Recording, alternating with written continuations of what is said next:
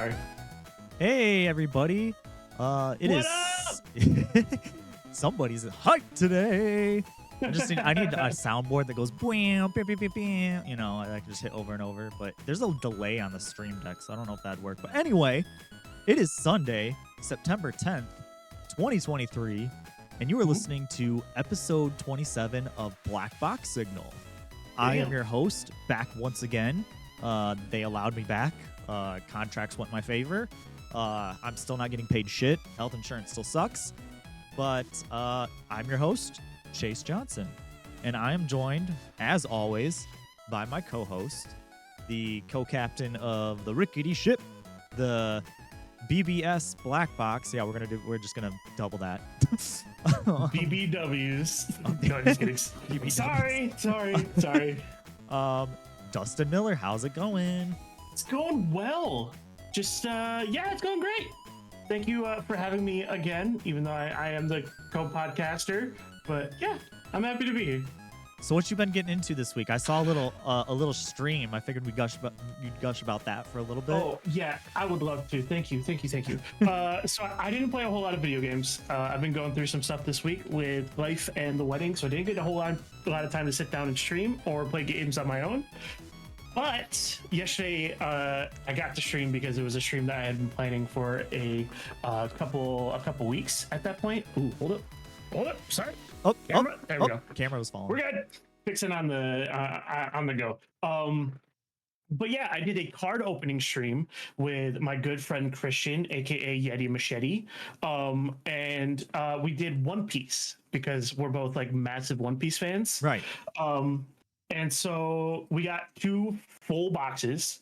So we had like 26, 28 packs a piece. And we just sat there and opened up packs, and it was a blast. We did play a couple rounds because I always wanted to learn, and he knew, so he taught me how to play. And so we sat down and played that. But something a little fun, I got it sitting right here. Pulled this card. Yeah. It's backwards on the screen, but that's fine. Yeah, so we pulled that card. It's flipped on here. It looks good. Oh, good.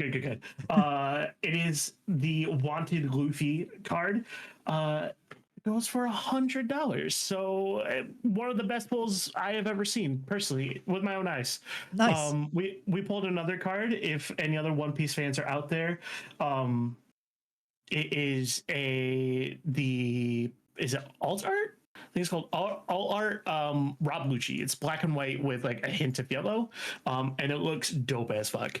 But yeah, that is what we did. It was a lot of fun. I am now addicted. I have built 2 decks and bought a third, and I just want to sit down and play and open up more packs. Nice. So I guess we've never really talked about this too much. What's your history with card games in general? Like, what were all the card games you played growing up? So I only really played 2. My main one was Yu-Gi-Oh. Damn right it was. Oh yeah.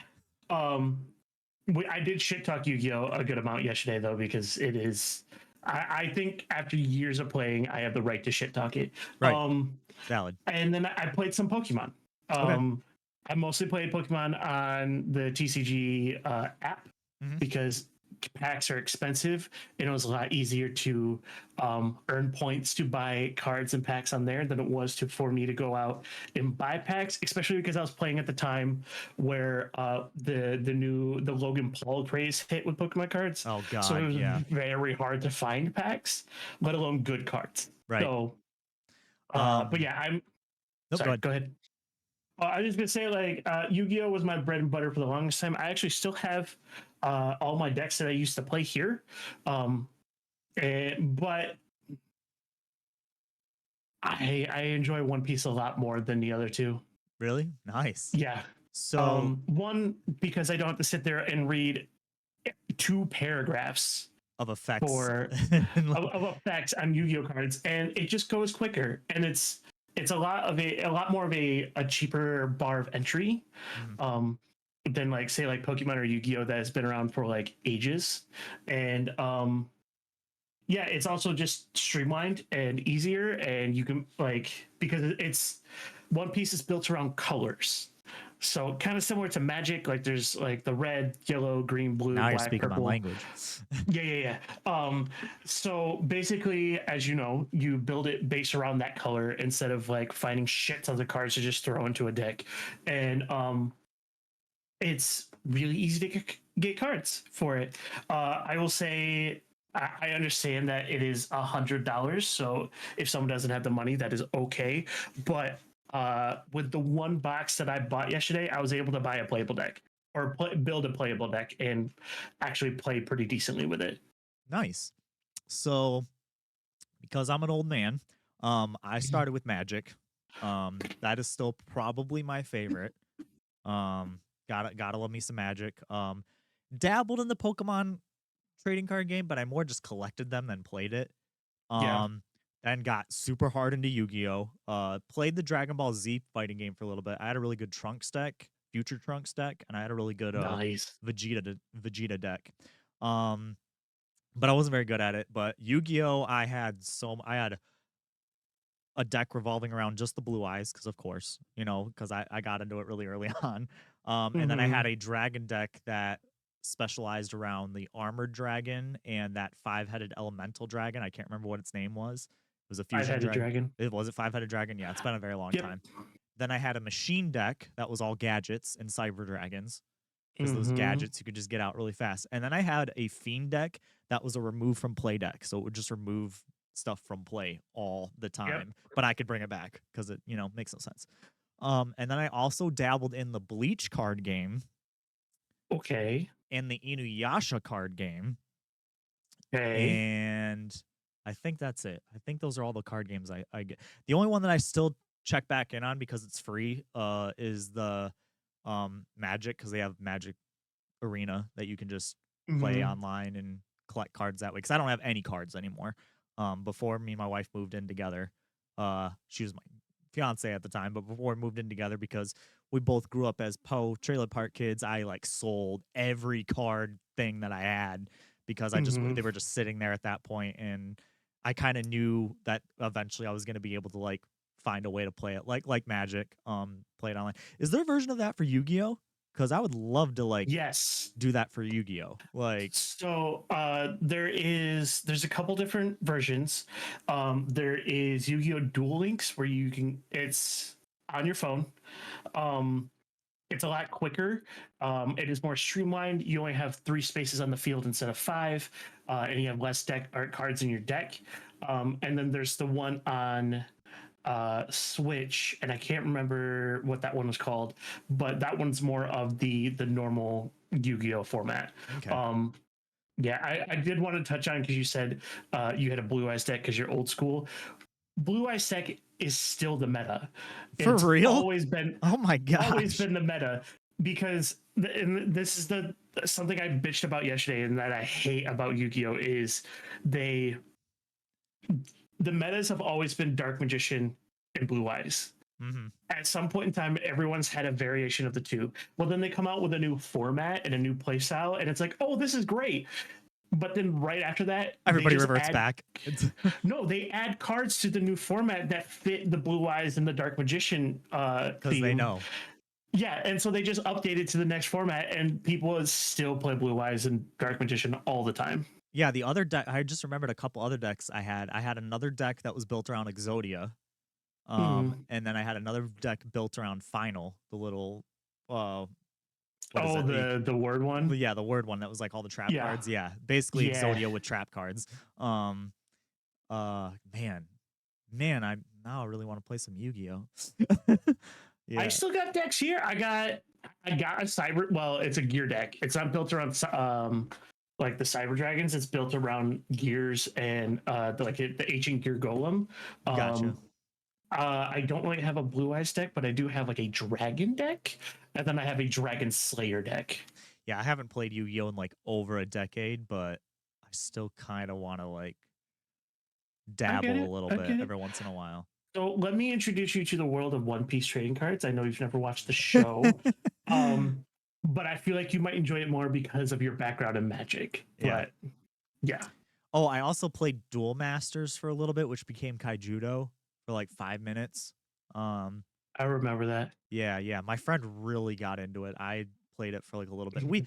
Anytime somebody new in the trailer park got into a new card game, everybody did. So we all had people to play with. It was, yeah. That's cool. Um, and they were always like, they had those two brothers, Seth and Joel. Shout outs to you guys. I don't even know if you listen to this, but they always had like every card because every weekend they would go up to, this is going to date me, they'd go up to Daggett's and Holt when it used to be called, Fun. and which is Vivid Ink now, the tattoo shop, but it was That's so it funny. was Daggett's. It was a card shop, and like every weekend they would just like buy them out, and I'd go there with like my allowance Oh, or something. fuck. I'd go up there with my allowance and be like, hey, do you got anything back? Sorry, all we have is like the individual cards. All our boosters and stuff are sold out, and I'd be like, damn it, Seth. Like every Yeah, time, like man. you got here like right when they opened and bought them out, didn't you? Yup. You want some cards? I'll sell them to you for like double. I'm like, no. Jesus Christ. They it was, and then they even got their mom in on it to where like she was like, because she was disabled, so she was doing a lot of stuff like, like most of us poor folk do, living off of, Social Security and whatnot. Not judging Mhm. anything, gotta do what you gotta do. But Yeah, oh yeah. to make side money, she started getting into it with her kids to be like, oh, that, and she would just do it based on just like, oh, that card's worth money, that card's worth money, that card's worth money. Let me just turn around and flip them. And All hey, right. Make your bag somehow. exactly. Shout outs to Sue. Shout out to Sue. um, yeah, I didn't really. I've been by next week, I think I will have Witch of Mercury finished. Um, I Ooh. am halfway. I was watching episode 22 yesterday before my wife and Dexter got home. I And think I got about, yeah, there's 25, 24 episodes if you count episode 0. yeah, It because ends at episode 24. I was in the app the other day to watch something, and I saw that you're at episode 22. I was like, man, my guy, excuse me, my guy's about to finish. Uh-huh. It's Gundam, you know me. Hmm. Like you just say that there's a new Gundam and I'll like binge it. Like It's good, it's dude. It's so very good. good. Like I think it's better than Iron Blooded Orphans personally. Like I'm in that same boat. yeah, a lot of diehard Gundam fans didn't like Iron Blooded Orphans. I was actually really surprised. But I've I think I'm just basing it on the fact that it's a grounded story. yeah. It I is not space battles. yeah, it's hard for me to say if it's better than Double O because I really like Double O. And then I don't even compare it to the Universal Century because that's always going to be like top tier for me. Um, Hmm. but like as far as like the AUs go, like Witcher Mercury's climbed up there real quick. Like if it's not better than Double O, it's like right behind it for me right now. Oh yeah, Out of all the just wait until AUs the I've ending. seen. Um, Wait until the ending. so to be fair, the AUs that I have seen are Gundam Wing, which I feel is super overrated. I feel like that's everybody's first Gundam in my age bracket, because Hmm. that was the first Gundam to hit the United States, on Toonami. Which I mean, yes, I'm thankful again that it got me into Gundam, but is a little overrated, and the story's kind It's of hard. meh. It's a hard rewatch. Yeah, well, it's from the 90s too. Like it's Yeah. 95, 96. It and then G Gundam. Sorry, for all of your G Gundam fans, I am not a fan. Again, you'd think I would like pro wrestling mixed with Gundam. Nope, don't like it. Not a fan. I mean, the mechs were kind of cool. That's about it. Um, and then Double O, and then Seed, which I hate. Seed is trash. Seed. So this Gundam tangent. The story behind both Seed and Double O was Seed was their attempt to retell the first Gundam story, but like with different characters and different side. Like in the original Gundam, it's Earth and Xeon. In Hmm. Gundam Seed, it's Earth and Zaft, and they're not humans and new types; they're humans and coordinators. So it's kind of trying to tell that same story, just like different. They wanted to retell the story in HD because it was the first Gundam in HD without necessarily retelling it, and it was bad. Double O, on the other hand, was them attempting to retell the story in Gundam Wing because Gundam Wing was very popular in HD, but it Hmm. was actually good. Like it's better than Gundam Wing. Double O was fucking Okay. awesome. Okay. Um, Also, I like the Exia. Exia's badass. And the Dynamist sniper rifle Gundam. Oh my god. Yes, yes. There is a scene in the first episode of Double O. I don't know if you've seen the first episode of Double O. Maybe I should send it to you on Mm-mm. YouTube just so you can see the first episode where he's literally like laying down on Earth in the woods and and shoots a satellite orbiting space out of the sky, like way up there with That's with a Gundam crazy. snipe with I kid you not a Gundam sniper rifle. And That's the crazy. cool thing about it too is in his cockpit to aim, a giant scope comes down in his cockpit and goes over his eye. So he's like actually aiming with a rifle in his cockpit as the Gundam is aiming with the rifle too. And it's like, That's yep, so fucking cool. that's so fucking sweet. Yeah, yeah, it's basically Gundam Wing minus one suit because there was 5 pilots in Gundam Wing and there's 4 in Double O. Okay. Yeah, and like I said, Exia's badass. Oh yeah. I still haven't seen After War Gundam X, which is the post-apocalyptic Gundam that never made it to the West. So it's Mhm. only in Japanese. I hear Turne Gundam is really, really good. That's the one that has the mustache Gundam, or Beetle Gundam. But that Gundam is allegedly still the strongest Gundam ever made. Um, and it's about Moon people versus Earth people. Okay. Is the overall arcing conflict. But I hear it's a little bit more like lighthearted and not so dark. So it's got me curious because everyone's like, it's actually really good for like not going that route.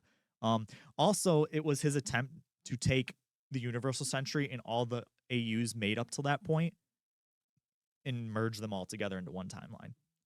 Does it Oh. work? I don't think it does. Because that's literally merging the Universal Century, G Gundam, Gundam Wing, and Gundam X.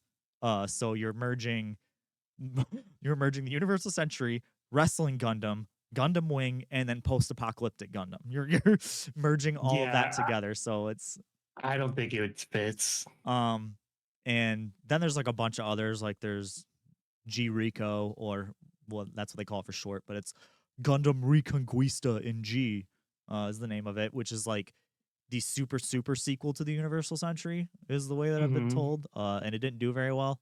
And then there's Iron Blooded Orphans. And I think there's Gundam Age too, but I didn't get into that one either because it's humans versus aliens, and that totally and I guess the only cool thing about Gundam Age is it's like it follows 3 generations of pilots. Like the first season is the character's is the second season's dad as the pilot, and then the second season is that guy, and then the third season is that guy's son. So it's like a generational story.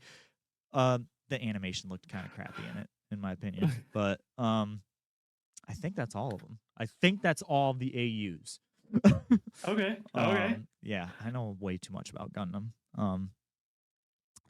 Well, with that, and kind of speaking of Gundam-ish, you want to get into some games? Sure. It just got real dark right by my window, so now like I'm really black over here. But hey, whatever. We're just gonna roll with it. Um, so I have been playing. You said you really haven't been playing too much this week, so I guess we'll just No. jump into me and we can kind of just bounce off of each other. I Sure. played more of Armored Core 6. Okay. Didn't play like a ton more. I just was grinding for parts. Like I now have like every weapon because I wanted to try every weapon out. Well, every Dope. weapon up until the new ones that I just unlocked, which I'm probably gonna buy after this because I have like $1 million in the bank. Um, but I really like the linear rifle right now. I'm really into that. That game is still, this may be early on, but I am gonna go on a limb and say this is probably my favorite FromSoft game. Um, I'm enjoying it. because it really I'm enjoying it a scratches lot. that mech itch. Now to be fair, I only beat Dark Souls 1, didn't get into Dark Souls 2 or 3 because I don't like frustrating games historically. Fair. Fair. I respect them, but am just not really into them. I dipped my toe into Bloodborne when my brother-in-law had it. I played a lot of Sekiro surprisingly because it reminded me of Tenchu from the PlayStation 1 and 2. Tenchu Mhm. Wrath of Heaven, such a good game. Um, so that was cool. And then the one that I probably played the most, other than Dark Souls 1, was Elden Ring. I played a ton. Uh, Kitty, Yeah. Hold on. She wants to go out. nope, we got you. Yeah, so the one that I played the most was Elden Ring, and I wanna say I got, like, 3/4 of the way through the game in Elden Ring, and then for whatever reason, I was just kinda like, I don't feel like doing this anymore and just stop. Like I got to the point where I was like, okay, I've got my build and or I was rolling between two builds in Elden Ring. Yeah. I was just respecking constantly. I was like, oh, do I want to do a Rivers of Blood build or do I want to do a Moonveil Katana build? And I would just roll back and forth between those two. And then eventually I was like, okay, these boss battles are just getting a little bit harder and a little bit harder. I don't really feel like doing these. Like it's I should send you the video sometime of like me just demolishing people with my Moonveil Samurai. Um, and so I just like it wasn't that like, oh, it got too hard for me. It was just like I don't feel like doing any more of these boss battles. So like I got to like 3/4 through the way of the game, and then I was like, I'm good. And Okay. Okay. but this game, this game has got me. It feels so good. We talked about the movement and stuff, but like Mhm. it just feels so good once like you just everything hits, like, especially once you start battling, like, other ACs, and it feels more like a duel than, like, these, like, easy guys that I can, like, just take out with one missile shot. Um, Yeah.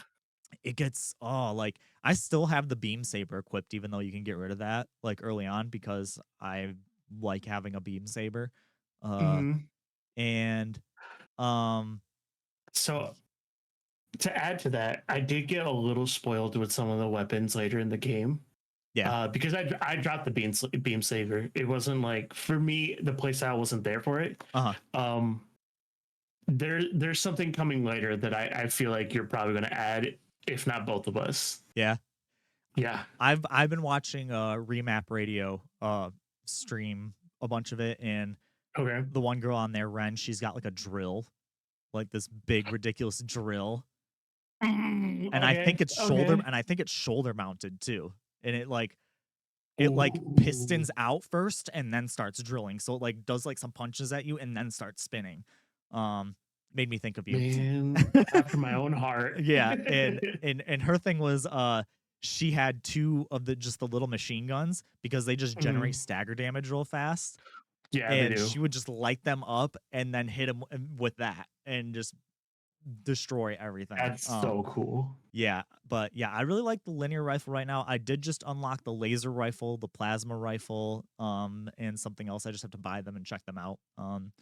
I'll probably buy them, and I know you can test in the testing grounds, but I might as well go make money. So I usually just replay a mission when I'm testing something out. Um, You also get a plasma weapon from doing the trainings. yeah, that's why I haven't bought them Well, yet because I know you get some from the training that. yeah. So I always wait. But yeah, I got the right now I'm using the linear rifle because it's like a a slightly stronger version of the burst rifle. And it has a little less ammo. It kind of hits like the pistol if you've used the pistol yet. Oh, Um I that is my side weapon is my the pistol. it's basically a long range pistol is the way that I can describe with 12 Okay. shots instead of 7 because I think the pistol is 7. Um Mhm. and I have the laser rifle or the laser sword, the beam saber, and then I have the 2 missile pods because I don't use the shield. I'm dodging too much, so I just decided not to use it. So I have the 2 missile pods that shoot out in a V that go up and then down, so they're harder to Yep. dodge. Yep. Mhm. And God, that game is so fucking good. I I'm now thinking like, man, is that a contender for game of the year? Because oh my God, Mm, that is so for me. Um, okay, okay. I oh yeah, it's We'll see. We'll see. yeah, It depends on how it ends for me because the next game we're getting into for you is still top dog for me. There is a it's up, contender that yeah, I'm playing right now that might like overthrow it, yeah, but and the other one like that's still in there in the mix is still Season. I still loved Season, and I mhm, tend to skew indie, so like yeah. if I have a if I have a tie, I'm gonna pick the indie one just to give them their little The spotlight. the indie the indie the game I'm playing right now that might beat it is an indie title and it might overthrow it. What game is that? Sea of Stars. Sea of Stars? Okay, yep, okay. Sea So of we talked about it Stars. last week. Yep. Yep. I was just curious. Yeah. Mhm. Yeah, you need to stream that. I know I keep saying that, but I'm like, I I will. need to, I I will need eventually. at least one. Even if I don't watch it live, I'll go back and watch the VOD. I'll. You should record it, and then I can throw it on the channel. I might. Yeah. I might do that. It's just an extra button right underneath start streaming. um, but yeah, and then the other thing, the big news, Chase finished a Mhm. video game. I finished Wait, Final wait, Fantasy. wait, wait. What? Pause for the round of applause. Chance beat a game. Chance beat a game. Trying We to gotta clap give in my him. mic. We gotta give him his time in the spotlight for that. Yep. Sorry. Go ahead though. I finished around 12:30 last night. I finished Final Fantasy 16.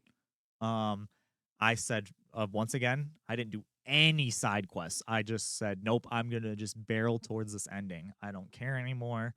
Um, Hmm. I'll start with like the final summons that I used actually. Oh I yeah, please actually do. I actually ended up using I switched. I took a little bit of cue from what you were saying.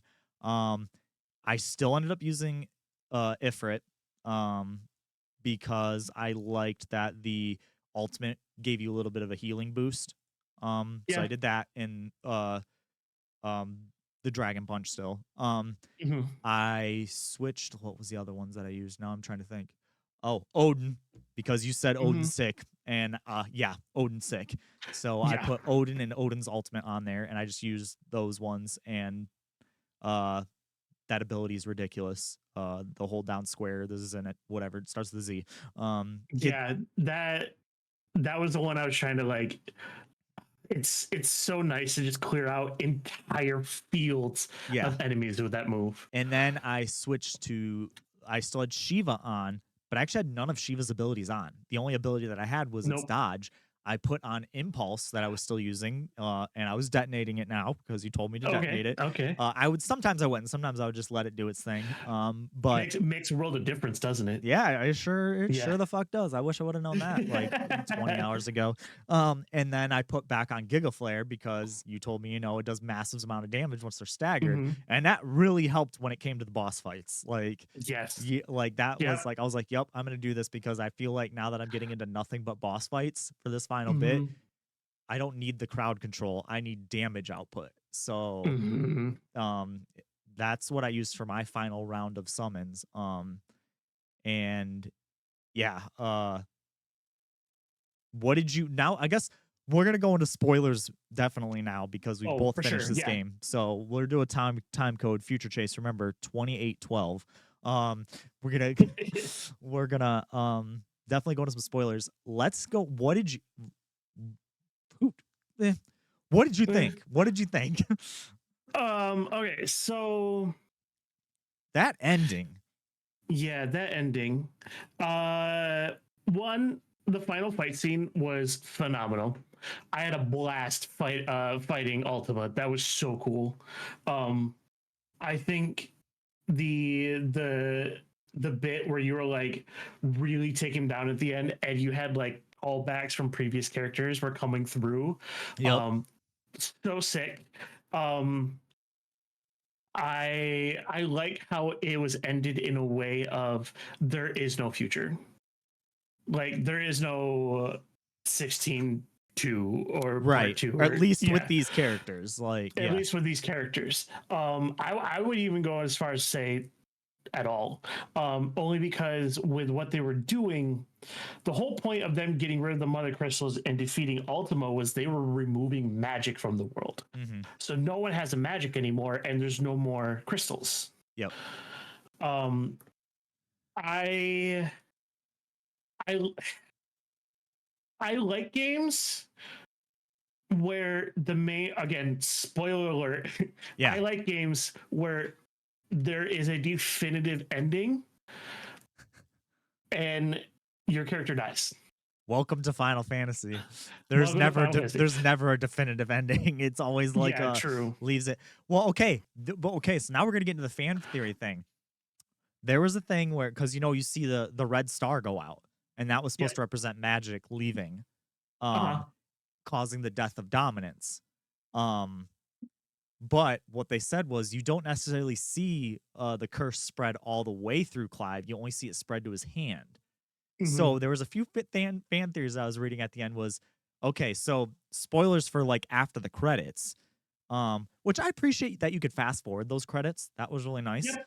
Um, Yep. Okay, well, hold up. That song that played during those credits fucking slaps. yeah, yeah. Yeah. Uh, um, it ended with these kids playing, or well, Mhm. it ended with kids gathering firewood for their mom. Mom's getting ready to make a meal. And he's using flint to start the fire, and he's saying, "Man, I wish I had some I wish I had the flames of an icon to start this off."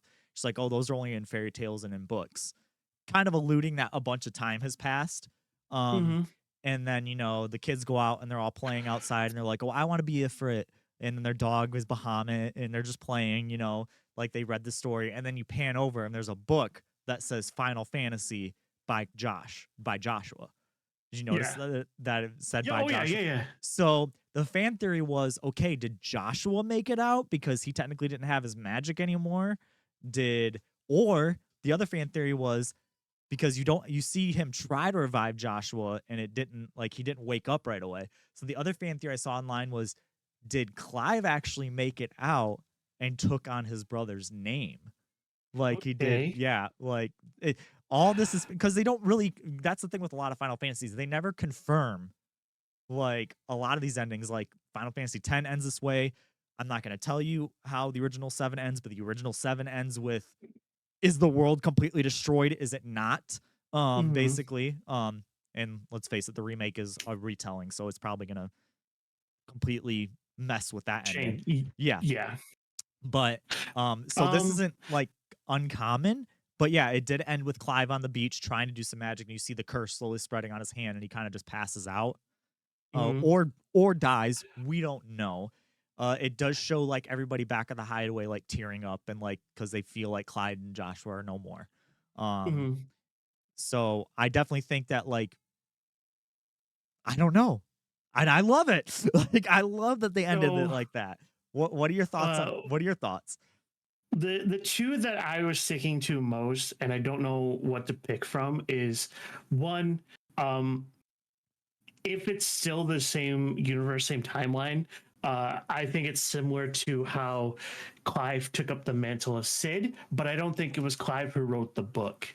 I Right. think it could have been someone completely different. I did talk to Brandon about it, and he thinks that potentially uh, this is the descendants of um, either Clive or Joshua, like Okay. the two kids are like grandkids or something. Um, I I'm gonna I the other one that I think is the ending, and it is purely just surface level, not looking into anything. It's a story. Yeah. We played the game of a story in a completely different universe. The end credit is a second universe, and what we were playing was this kid's storybook. I don't think I think Joshua Rossfield was the storyteller, but it was just the kids reading, and we were playing the kids. And my other take too was like, if it was the same universe, now Clive is the new Ultima, but in a good way. He's like I guess for lack of a better comparison, he's like the Jesus Christ. Like he sacrificed Yeah. himself for humanity, and now this book is like the new Bible almost. Mhm. That they I passed down. do think he's dead. Yeah. I kind of think he's dead too. I think that maybe Joshua made it out. Possibly. Um, but I I don't don't think know. so. I don't know. Like I love that. I love that Mhm. because like Nier does that shit all I always bring up Nier. Nier does that shit all the time where they end you with like you have to infer and just get and just Mm. and Yoko Taro loves to not confirm it. So he just loves to Is like that was the same thing that that Brandon said was he thinks Joshua's still alive because the Phoenix gimmick is to be reborn. But my thing is that he Joshua gave Clive the powers of the Phoenix right there at the end, right before he passed. yep, And yeah, technically after you beat Ultima, there's that whole cutscene where Clive comes over and closes the hole tries in to his chest and yeah. close the hole and tries to like bestow the powers of reviving into Joshua. But the thing is that the thing crumbled. Yeah. the little shard in the sky that you were in, it crumbled. And yeah, sure, Joshua some or not Joshua, Clive somehow washed up on a beach somewhere, and then was the curse started taking over his body. So there is that ability that Joshua could have survived. I don't know. I feel like they're both dead. Yeah. That's just my take. And I hope they never do a 16-2. I don't want to know. No, I don't want to I know. mean we have DLC coming. Right. If one of them is a continuing of the story to explain like maybe one of them survived, that's cool. That's fine. I would much prefer something that happens in the middle of the story, Uh-huh. like to flesh out. If anything, I think it would be really cool if in the DLC we got to play other icon like dominants instead of just Yes. They Clive. did that with the Final Fantasy VII Remake DLC. You got to Mhm. play as Yuffie. Yep. And it was alongside of it was up until the plate drop. Mhm. You were playing as her. I would love to do like some sort of side. What were these characters doing in the meantime? Or maybe even have something small like Jill taking up the mantle of the hideaway now that both Joshua and Clive are gone, or somebody else, like what's happening now to kind of like maybe tie up some of those loose ends a little bit. But even then, Mine like, mine would be I think would be really cool just to add even more, because the other thing is I learned that there's an actual book you can go get that tells more of like behind the scenes of stories course. of these characters, and I might pick it up. But I think it'd be really cool if instead of following the three heroes like how we got Jill, Joshua, and Clive, if we followed a story of conquest with uh Hugo, Benedicta, and A younger version of Sid, because they were all originally working together. yeah, I was thinking That would be Sid, cool. or I was thinking Barnabas. Yeah. Also, I was thinking, we always talked about how Sid was hot. Barnabas was kind of hot too. Not gonna lie. That was the other thing I learned in the book. What after Sid awakened his abilities, um, and a little later when he became a little bit more like renowned amongst people, Barnabas actually contacted him to become a general in his army. Oh wow. Yeah, Dang. I mean, of course, Sid turned it down, but yeah. Yeah. Um, my final thoughts, I guess, are I think it stands true for me. I won't say it's the best Final Fantasy, because that's loaded. For me, uh, 7 through 10 are really, really good. For me, I know you bounced off Mhm. 8, but I think this is still probably for me the best Final Fantasy since 10. Brandon Okay. will disagree with me on that because when we were talking about it, a little bit before I beat the game, he was saying that he felt the ending was kind of lackluster in comparison to He 15. I'm he told fli- me the same thing. I'm flipped. I kind of felt like 15 was good, but I still feel like this one kind of blows it out of the water. If I remember correctly, I think his words that he used with me was that he did not like the ambiguity with the ending too much. Yeah. Yeah. He definitely likes things that are like pretty finite. But Hmm. I liked how they ended it. I liked being left Oh with yeah. like, and you won't know necessarily what happens to like they save the world and that's all that matters. Like, and Yeah. that's it. I think it adds like a little bit more to like a replay value to where like you could go in with a different kind of mindset of like depending on whichever way you inferred the ending as, you can play it again with that with a different take of like, oh, okay, yeah, no, I'm playing this in the eyes of a child reading a book or Yeah. something like that. So, Right. Um, yeah. Great game.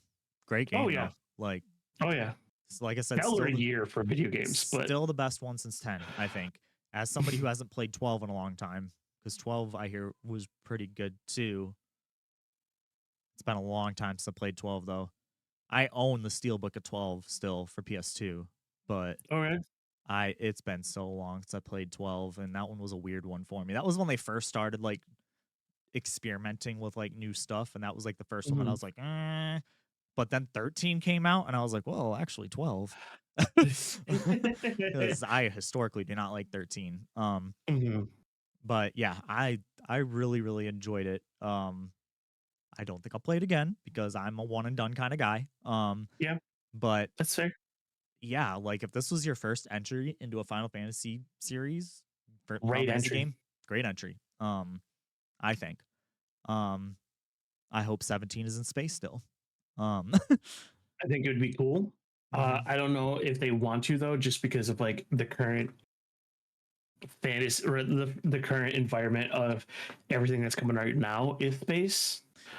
Yeah, we're gonna get into that a little bit. Yeah, honestly, I think that's a good segue. Yeah. Well, we might as well just go ahead and get into the news. Let's do it.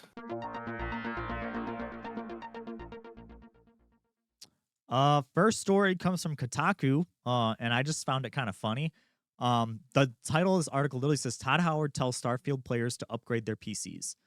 Um, Let me scroll down a little bit here. Basically he was confronted with the Bloomberg actually asked big question for many, why did you not optimize this game for PC? And he responded with, we did. It's running great. It's a next gen PC game. We really do push the technology, so you may need to upgrade your PC for this game, but it's got a lot of great stuff going on in it and fans are responding awesome, which is awesome. Mhm. um which, I mean, some fans are kind of annoyed that like this is setting PCs on fire, but I don't know. What do you think? Um,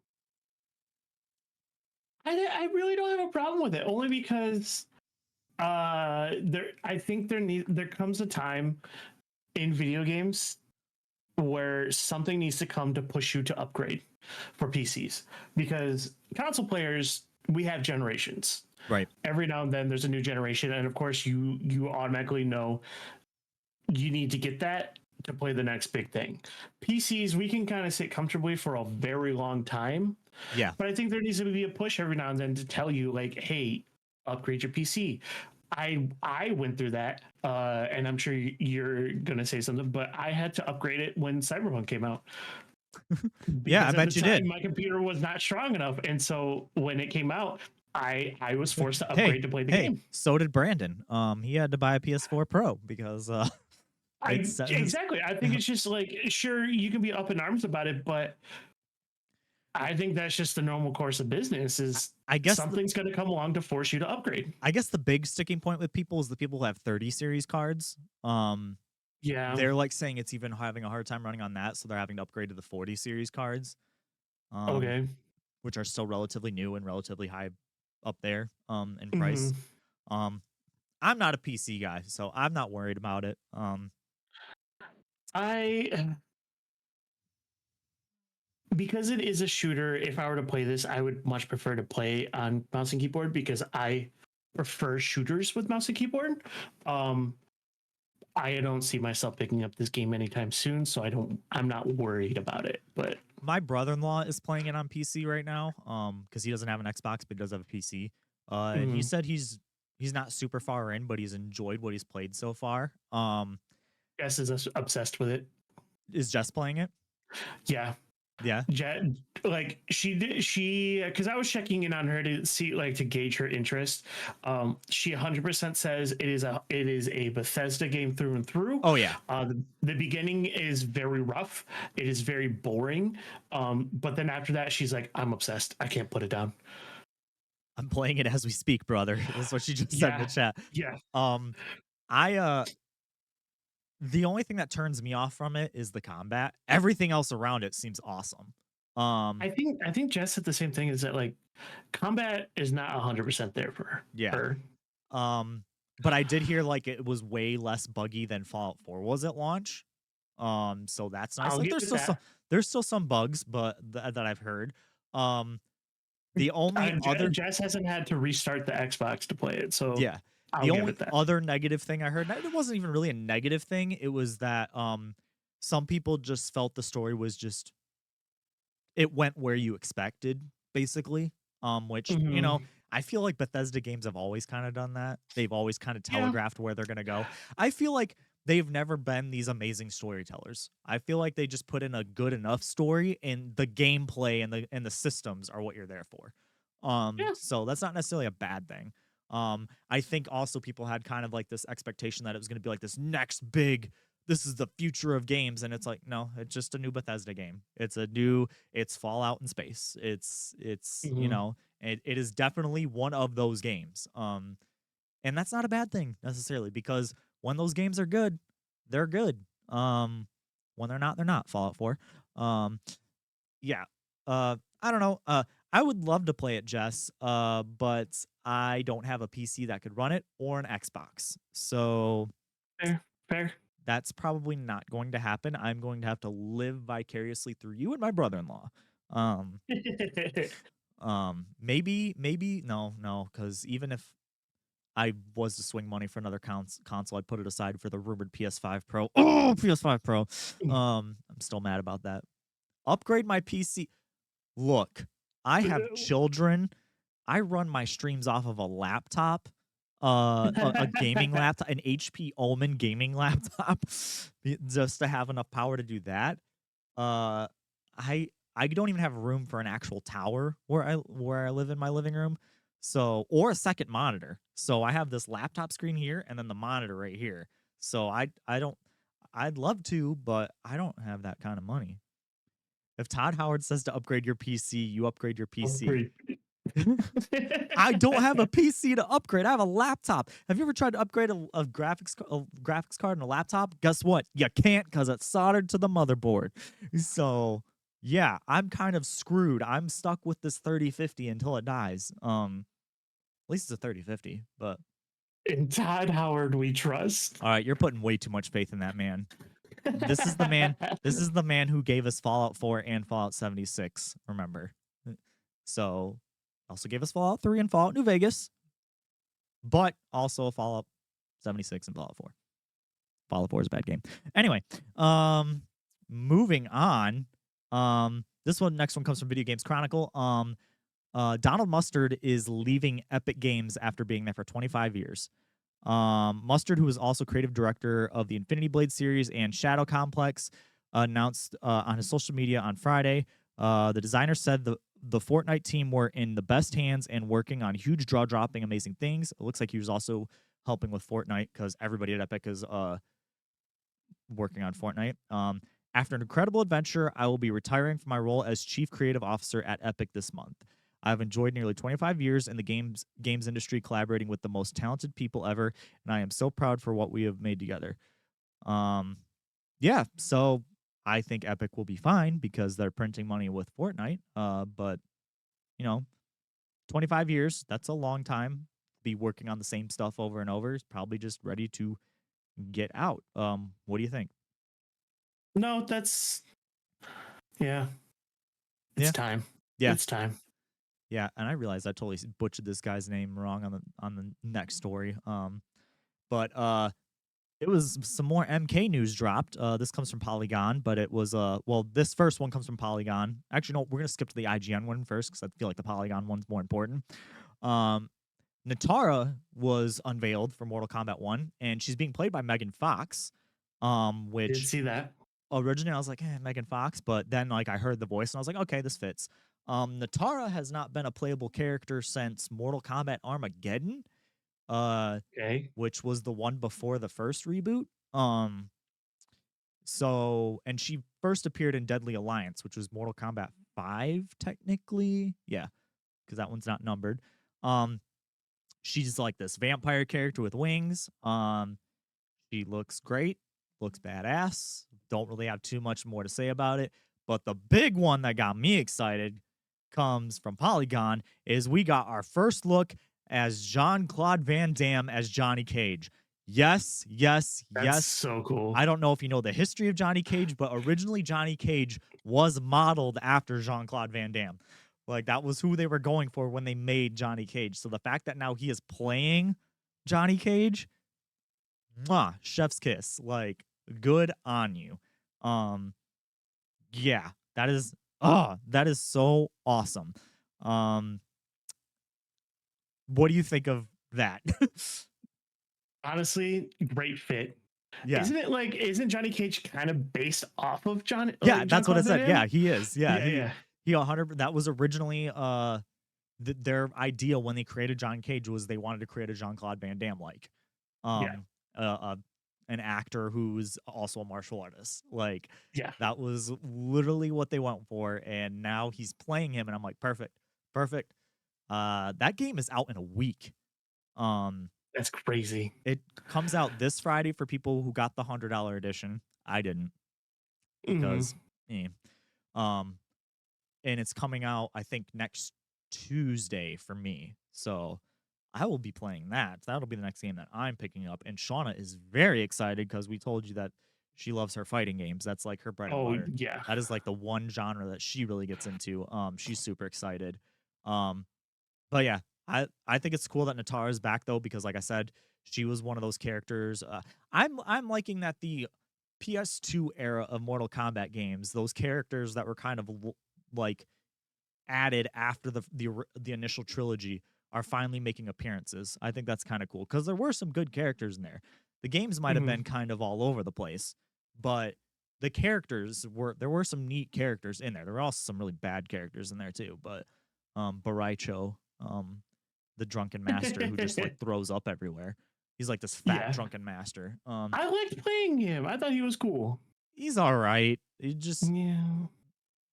He's not he's not actually, he is pretty cool now that I think about it. Yeah, he's pretty cool. He's Yeah. pretty cool. Um, yeah. Next one comes from Kotaku. I kind of threw I this in for do you. Oh, you got some? I yeah, it's kind of really shitty and I hate to do this to you. Um I, I might need to leave the podcast right now. Oh, uh-oh. I got a phone call and I need to go call back and take it. Okay. Yeah. I'm so sorry. No, I'm sorry guys. I gotta leave. Are you cool finishing? I'll bang it out. Yeah, yeah. All right, cool. Again, very sorry about that. No problem. I'll bang this out. We got it. All right. Peace out, guys. Thank you so much for coming. And I guess I'll see you guys next week. Later. Bye. All right, so I guess you're just stuck with me now. Next one, this comes from Kotaku. Twitch sensation Only Up was removed from Steam, so dev can find peace of mind and healing. The game has kept me under a lot of stress all these months. The game developer said. Looks like the dev is indie solo dev. Now I want to put the game behind me, and yes, the game won't be available in the Steam source soon. That is what I've decided myself.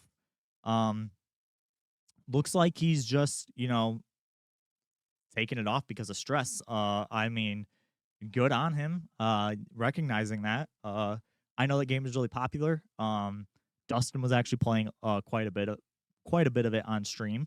So it's kind of sad to see it go. But at the same time, guy's writing by himself, doing this all on his own. So I can't say I necessarily blame him to keep up with a game like that. That has gotten that popular. Probably wasn't even expecting to get that popular. So yeah, I mean,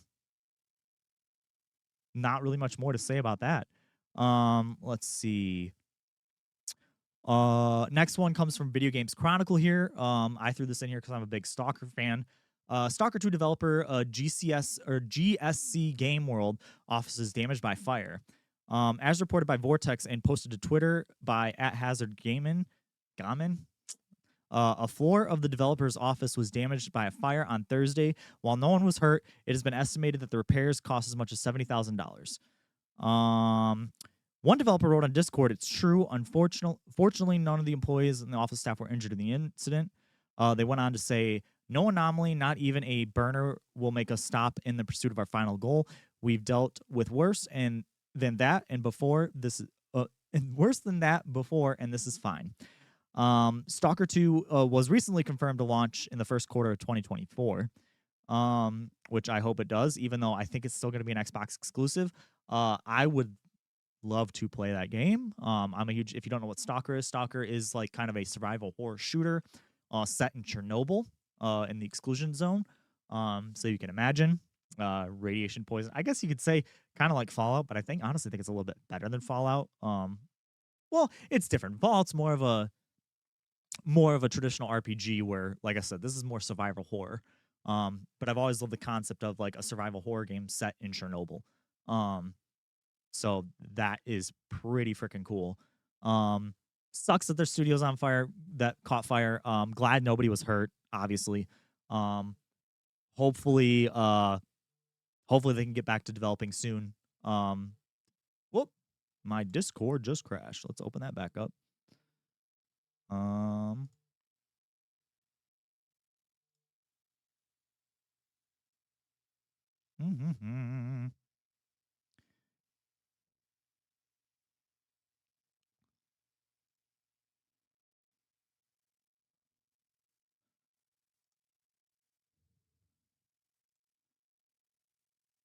Sorry, guys, technical difficulties. Go like this. Pop out. There we go. I'm back. Okay. So, next one here. Man, I've never sold this before. We're gonna see how this goes.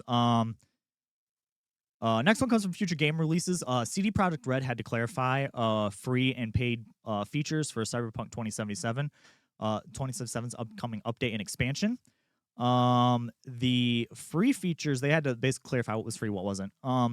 The free features include redesigned skill trees and perks, revamped cyberware and new capacity system, vehicle combat and car crash chases, combat AI improvements, new police system, UI and UX improvements, loot items and crafting changes, new radio stations, including community radio station Growl FM. What is paid is Dogtown, which is a new district, new storyline and characters, new quest, gigs, boss fights, vehicle missions and airdrops, all new relic skill tree and abilities, over 100 new items, including weapons, cyberware, and cars, vehicle missile launchers, level cap increased to 60. So yeah, that's all coming with Phantom Liberty. So that chunk is all going to be paid for. The other chunk is going to all be free. I have been told by Jess that I need to play Cyberpunk, but hey, we'll see what happens, Missy. Um, because I have a hard time finishing games as it is. And yeah. Next one comes from GameSpot. Looks like whoop, as the link totally breaks. It appears that From Software has 2 new games planned for release after Sekiro Shadows Die Twice. The developer that worked on that game, the studio that worked on that game, because it looks like they have multiple teams working under FromSoft. But it looks like there is 2 more games, unannounced games coming. Whether that is a sequel to Sekiro or another Dark Souls title, we are not sure. Looks like, let's see what the quote is here. Yeah, it was Miyazaki. Says, we'll need a little more time, but we're able to tell everyone once they take shape. Yeah, 2 unannounced games. Yeah, we don't know. Like I said, we don't know if they're sequels. We don't know if they're not. I guess that team was not working on Armored Core, so it looks like they've been working on something. Everybody's gonna be like Bloodborne 2. I can already tell you there. Everybody wants a Bloodborne 2. I would personally like a follow up to Sekiro. That would be my wish list. But and maybe not. I don't really want another Dark Souls game personally. We kind of talked about that earlier, that I'm not really the biggest fan of those. I like those games, but I'm not like a huge, you know, die-hard fan of those games. I appreciate them from afar. Elden Ring was pretty good. That is actually one I didn't think of. It could be a follow up to Elden Ring, because Elden Ring was probably one of their most successful games ever. So I could see maybe an Elden Ring, maybe not. But I guess my 2 wish lists would probably be Sekiro or maybe Elden Ring. Because those are the 2 that I like the most outside of there. And this is gonna keep doing this as long as I do this. So I'm just gonna keep doing this, keep popping you out.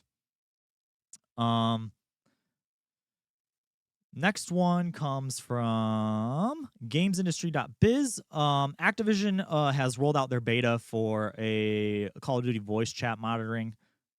They were talking about how they were going to roll that out. It is officially being tested in some places. But not every place. Not much more to say about this other than good on them. They need to be moderating that more. Voice chat, if you ever played any shooter, there's a lot of people that, on the Call of Duty front, or a lot of fan base that aren't cool with this, but I'm just going to be blunt. They're probably assholes. Probably sitting here being like, what the fuck? I can't say the N-word now? No, you can't, you fucking prick. Like, no. So, yeah, better moderation tools are a good thing. Anything to help that is a good thing. So yeah, I don't really see a problem with that. Oh, I missed something. Let me look this up and pull this back up here for the next story because we need that too. Next one comes from Video Games Chronicle. Beyond Good and Evil 20th Anniversary Edition leaked by the U.S. Ratings Board. The unannounced title has been classified for PC and consoles. As spotted on Twitter, user Macos 380 said that this game has been classified and unannounced by the ESRB. This is an action-adventure game in which players will assume the role of a reporter accompanied by a pig-like companion investigating conspiracy on the planet of Hillis, read the product description. I guess my only thing is, and I'm just going to be blunt, where the fuck is Beyond Good and Evil 2? I don't understand. That game has been in development for since 2008 or something like that. It was shown off at the beginning of the PS4. What are they doing? Maybe if Ubisoft wasn't making 12 fucking Assassin's Creed games, they could get out some fucking Beyond Good and Evil 2 by now. But instead, they're doing a freaking 20th anniversary that I don't know if anybody really wants, because that game was like a cult following in the fucking first place. I don't get it. Where is it? You either are still making it or you're not. That's what I want to know. What the fuck is going on? I don't get it. We had a story a few months ago where the lead creator that passed away. That's how long they've been working on it. What the fuck is going on? Ubisoft, you need to be doing something different than Assassin's Creed anyway. Where is this game? I don't understand. I really, it drives me absolutely nuts that they have a game that they've been working on since 2008, and it's either get it out the door or don't already. God, fucking Beyond Good and Evil 2. So when's that coming out? God damn. Anyway, next story. We'll just bang through these last few ones here. Discord is now going, or Xbox is now going to allow you to stream on Discord. Awesome. I've wanted to stream on Discord, but OBS does not allow it. So yeah. I think that's awesome. Especially doing private streams for people. You don't necessarily always want to stream on Twitch all the time. So doing a little bit of a private stream would be nice. Yeah. Let's bang these last few out because I didn't really have a huge news week anyway. So, and doing this by myself is a little interesting. But hey, Star Wars Jedi Survivor gets its biggest patch yet. This patch was basically fixing all the performance issues that it was having, which is good. I know I didn't play that game, but I know it was running Dustin was playing it. It was running pretty rough for a little while, on console and on PC. So the fact that they finally patched it and fixed it, it's kind of late in the year for it now. I feel like the game kind of came and went. But yeah, at least they're showing that they're continuing to work on it. Polygon, this next one, Zelda producer says that there's no plans for Tears of the Kingdom DLC. Don't expect an expansive sky, surface, and subterranean settings of Legend of Zelda Tears of the Kingdom Hyrule to grow any further. Zelda series producer Aonuma says in a new interview that development team behind Breath of the Wild and its expanded open world sequel has no plans to release new content for the latest Zelda game. Cool. I don't see a problem with that. I feel like they need to kind of move on to the next thing. As somebody who isn't the biggest fan of that style of Zelda game, I would like to see them kind of move on to something new, um, and do something else. So hey, no big deal there. Um, Last two stories here. Um, this one comes from Eurogamer. Charles Martinet still doesn't know what actually a Mario ambassador is. Um, in a recent interview, he said, "I'm not not retired as it were. I don't know how, but I am an ambassador, and as we step forward into the future, I will learn, and we'll all learn what exactly that is." But in the meantime, I'm always an ambassador of Nintendo and Mario and all these events because I just cherish every moment of it, and I hope your love of the games continues to grow in ways mine does. Thank you so much. Um, yeah. So pop this out again. Um, yeah. My take is like it doesn't sound like he was like retired. It was like almost like Nintendo let him go. I I that just seems weird. He doesn't know what his position necessarily is. Um, yeah, I don't got much more to say about that except we don't know. And I guess we'll find out soon enough. And the last story before my camera shuts down again. Appreciate everybody sticking through this episode here.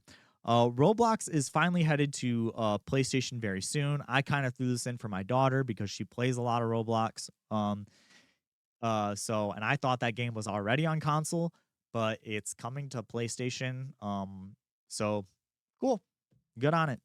And that is pretty much all I have for the week. I think next week I am going to try to stream either some Armored Core or Final Fantasy 1. I will probably throw a poll on my Twitter page just to see what that's going to be like, what y'all are thinking. I'm going to do his shout outs here. You can follow Dustin at Darius Prime VOTTV on Twitter.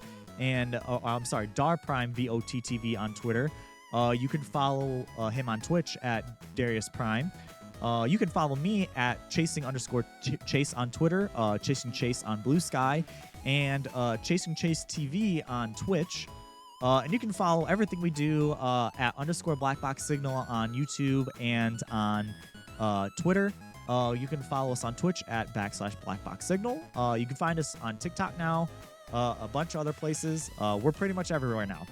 So, with that said, kind of a shorter one, but you know what? We'll be back with a meaty one next week, I promise you. Until next time, as always, stay safe, comrades.